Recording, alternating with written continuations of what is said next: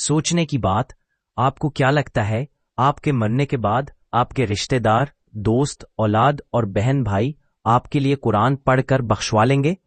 وہ اولاد جو آج آپ کے کہنے پر نماز پڑھنے نہیں اٹھتی، وہ رشتہ دار جن سے لڑائیاں ختم نہیں ہوتی، وہ بہن بھائی جو سالوں بعد عید پر ملتے ہیں، کیا وہ سب آپ کے لیے صدقہ خیرات کریں گے؟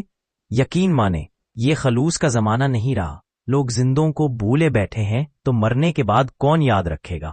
اس لیے اپنی آخرت کی فکر خود کریں، اپنے لیے قرآن خود پڑھیں، اپنی نماز خود پڑھیں، اپنی زبان کو ذکر الہی سے تر رکھیں۔ جانتے ہیں محروم کون ہے؟